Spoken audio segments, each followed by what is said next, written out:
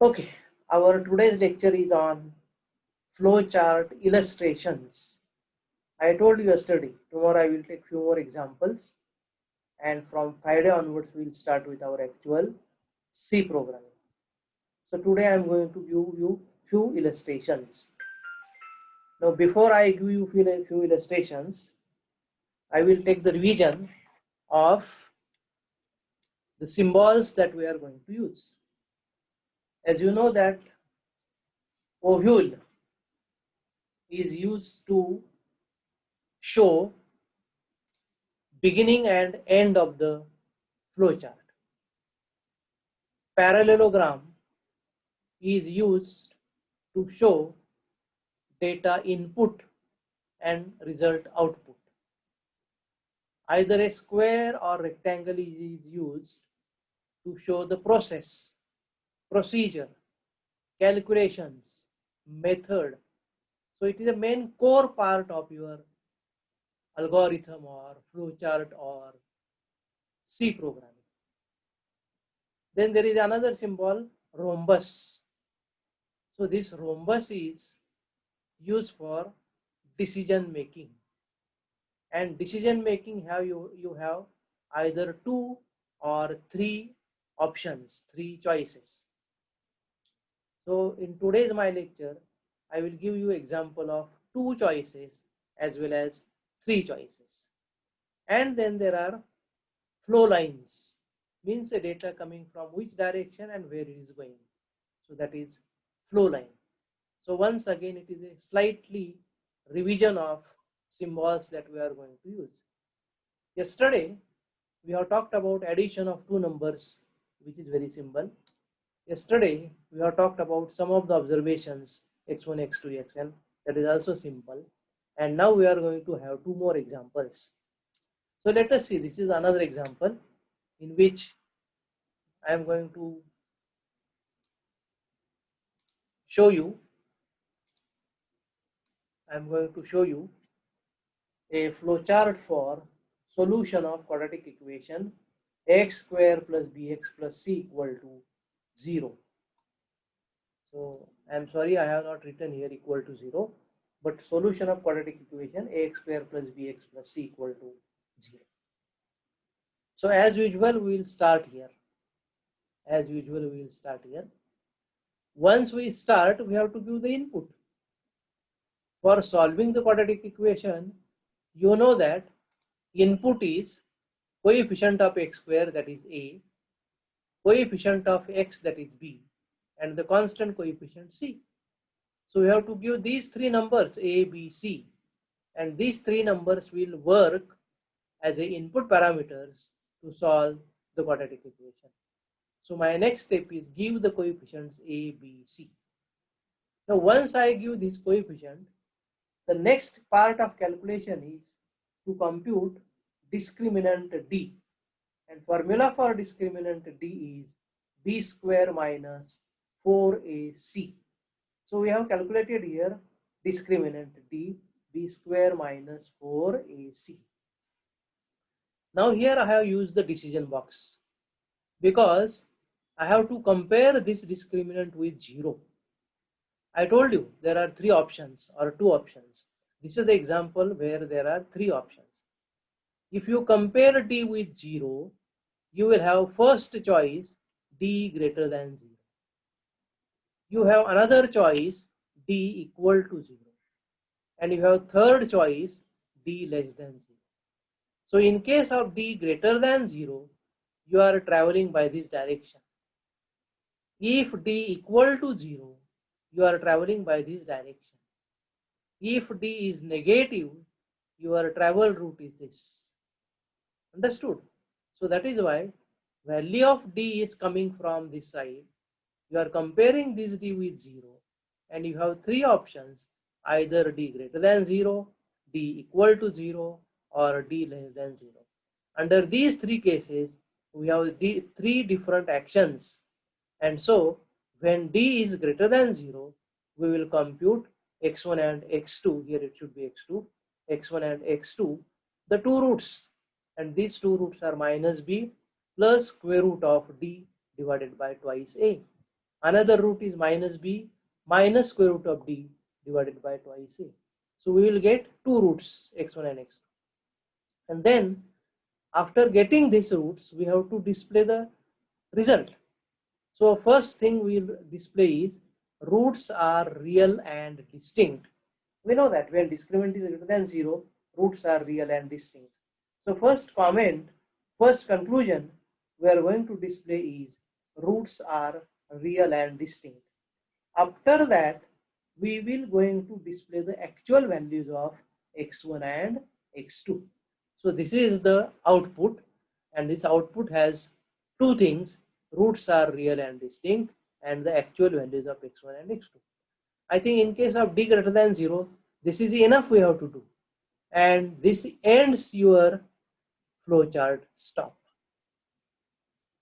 In case of this d greater than 0, if your d is equal to 0, you will have only one root, and that one root is x is equal to minus b upon 2a. So once you get this root, your conclusion will be root is unique and its value is x. So in case of d equal to 0, we have these two actions only. So once we perform these two actions, we will again go to stop. So see, start and stop is appearing exactly once. We are arranging our flowchart in such a way that start and stop will come exactly once. Now the third possibility is d greater than 0. Sorry, d less than 0. Now when d less than 0, there are no real roots. And so conclusion is roots are complex and they come in conjugate with each other. So there is no calculation. There is only conclusion that roots are complex and conjugate in nature. Once we come up with this, we will come to the end of the flowchart. So I think you have understood this as a good example where decision box may have three options: d greater than 0, d equal to 0, d greater than 0. I think you have understood this algorithm, this flowchart very well. Now I will explain you one more flowchart,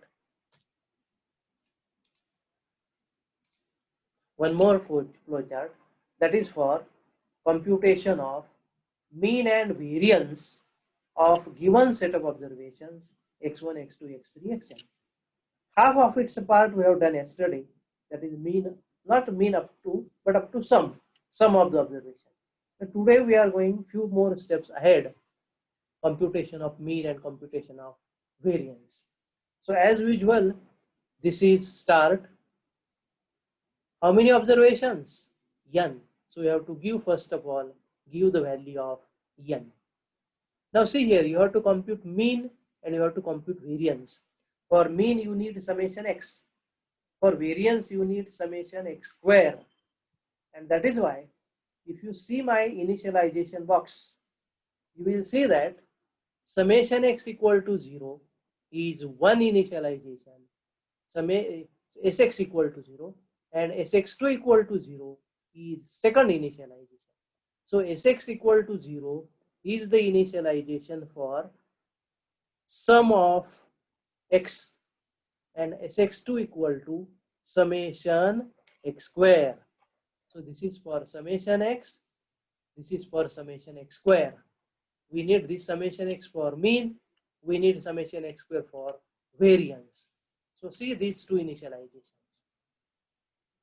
If you are computing, say, first 4 raw moments, then in that case you need sx equal to 0, sx2 equal to 0, sx3 equal to 0, sx4 equal to 0, because you need summation x square, summation x cube, summation x raised to 4.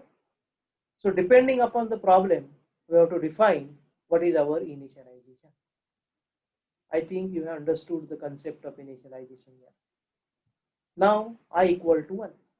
That means I am starting with my first observation, I equal to 1. Now when I start with my first observation, I have to give the value of xi. I have to give the first value xi. So give the value of xi. And once I get xi, I have to update my two accounts, sx and sx2. So sx is equal to sx plus xi, and sx2 is equal to sx2 plus xi square. I think you have understood here how these two accounts, sx and sx2, are updated. In the earlier value of sx, you are adding xi, and it is again stored in sx itself. In earlier value of sx2, you are adding xi square, and this new addition is again named as sx square or sx2. So this is the updation of two accounts, sx and sx2, which we have already initialized here. Now I equal to I plus 1. So I am switching over to next observation. I equal to I plus 1 means switch over to next observation. If at present I am on the first observation, I will switch to second observation. If I am at the second observation, I will switch to third observation. And like this, I have to go up to n, because beyond n, there are no observations. So here I have to check whether I is less than or equal to n. I less than or equal to n. Now this question has one of the two choices, one of the two answers. Either I is less than or equal to n, yes, or I is not less than or equal to n, no. So this is the example where decision box has two options, yes or no. Earlier was the example where decision box has three options, d greater than 0, d equal to 0, d less than 0. So try to understand this. Now, in case when I less than or equal to n is true, in case I is less than or equal to n, that means there are few more observations we have to add. So in that case, in case of yes, we are coming back here and we are asking to give the coming value of xi, next value of xi. Once we get this xi, we'll update these two accounts. We'll again switch over to next observation. As long as it is less than or equal to n, we will repeat this circle. This is called as loop. As soon as your I is greater than n, you will not go by this way, you will come this way, because I is greater than n, and I greater than n means this condition is false. So I greater than n means your all observations are over, there is nothing to add, and so we have to proceed for next calculations. So in the next calculation, see here it is m. M means mean. What is mean? Summation x upon n. So I have used the same formula, sx upon n. Variance. What is variance? Sx2 upon n means summation x square upon n minus mean square. So I have used here. Now see here, this is a what is called as parallelogram. Basically it is used for input and output. But here I have used the calculations also and display also. It is allowed. You can do the calculation temporarily and you can display the result. So both things can be done in this case. So here, after computing your mean m, after computing your variance, you can now stop, because your main objective of this flowchart is over, computation of mean and variance. So I think with the help of these two illustrations, you can try many more, because you can extend this flowchart to compute coefficient of variation. In the same way, you can update this for correlation coefficient. You can update this for regression coefficients, right? So you can do this expansion, extension of these algorithms, these flowcharts. Okay. So these two illustrations I have given you. If you have any questions, you can ask me. I have one suggestion to you, that you try to solve many more algorithms. You try to solve many more flowcharts. From tomorrow onwards, I am going to start with actual C language. So It is not possible to take hundreds of algorithms and equal number of flowcharts, because if I do it, it will take a couple of months and that will end up your semester. So introduction is I have given, illustrations I have given. You try for algorithms and it's a corresponding flowchart. Post it to me. I will read it and I will give you suggestion. Yesterday, few of the students have posted me, but I have not seen it. I will see it today and come back to you with my conclusions. Okay.